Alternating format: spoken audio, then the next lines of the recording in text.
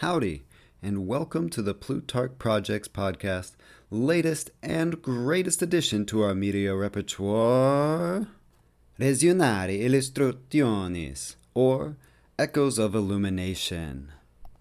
A brief, illuminating look at a piece of literature, history, or philosophy to fill the gaps between our longer form podcasts.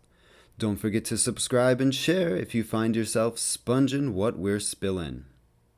So let's go back a bit in time to the 17th and 18th century to a fine gentleman, a German, a statesman, an artist, a writer, and a philosophical thinker, Johann Wolfgang von Goethe, and a few of his musings will be today's topic. Among more than 10,000 pieces of writing left behind by Goethe, there are a few fragments relating to someone being quote-unquote complete, and how this completeness can help one to be successful in the world.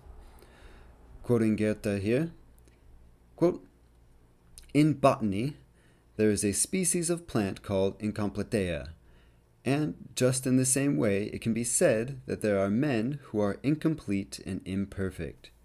They are those whose desires and struggles are out of proportion to their actions and achievements." Unquote. This is probably all of us at some time or another. Each of us desiring to reach for the stars when we haven't even begun to design our own spaceship with crayons and paper. How many of us reach for those big dreams singing Bruno Mars's "I wanna be a billionaire so freaking bad" without actually attempting to put in the effort and earn it?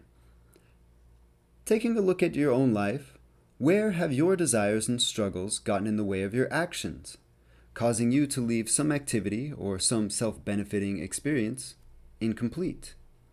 Goethe continues writing, quote, "It is only men of practical ability, knowing their powers and using them with moderation and prudence, who will be successful in worldly affairs." Unquote.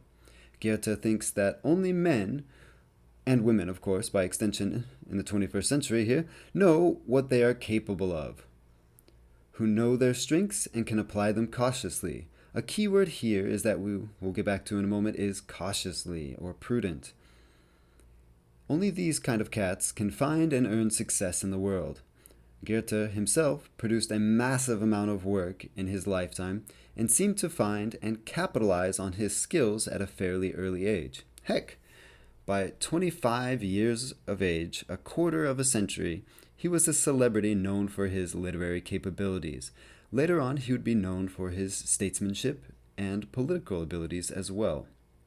But what about the bit relating to prudence and moderation? Say no more. Without caution, a person may flaunt their skills, stamping out their ability to find an apt audience, customer, friend, or even a lover, with fiery passion of their own self-flattery. In the midst of this frenzy, a future filled with dreams to be acquired could evaporate overnight. In modern parlance, most people can't afford to be an audacious show-off. Not too many people are skilled enough to be show-offs in the first place, and even those that are will face Father Time's limitations in the end. To sum this up, use your talents in such a way that they are noticed, but don't flaunt them in ways that could ruin your future. Something to think on. Now, how about the moderation part?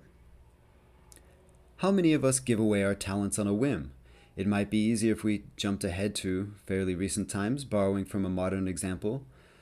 Christopher Nolan's 2008 film, The Dark Knight, for those of you who don't know, a superhero film featuring Christian Bale as Batman, has a moment in which Heath Ledger's character, the Joker, says something along the lines of, quote, "If you're good at something, never do it for free," unquote.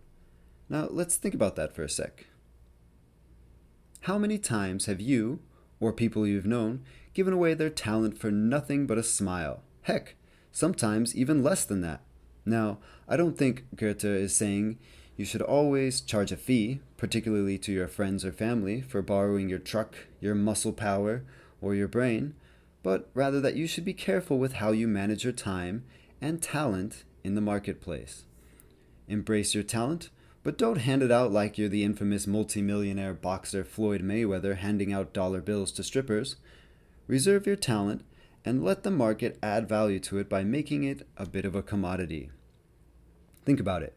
If you're always getting something with little or no effort and it's free, how much respect do you have for it? How much value does it really have? Imagine for a moment that the oxygen is sucked out of the room that you're in.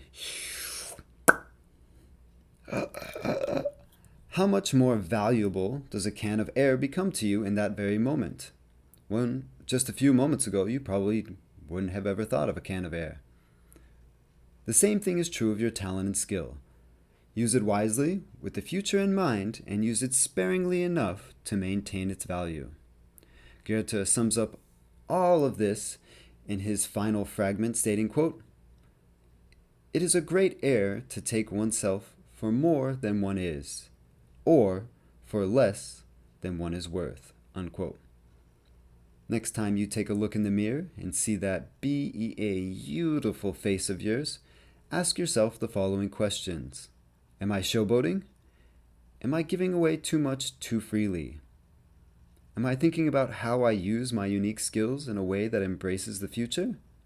And finally, but most importantly, am I complete? If not, how can I get to the place where I am? Thanks for listening. Onward! If you enjoyed this short podcast, be sure to subscribe, share, dance, and if you feel moved enough to reach out and contact us, please feel free to do so. Take a gander at our website, plutarchproject.com, or check us out on Facebook, Twitter. We're all over the show. Just take a gander, Google us, whatever you need to do. And for more goodies and insights into the world of humanities, we got tons of stuff posted on the website, more stuff being posted all the time. Well, that about sums it up. Thank you for your time. Yeah. Have yourself a good one. Good day.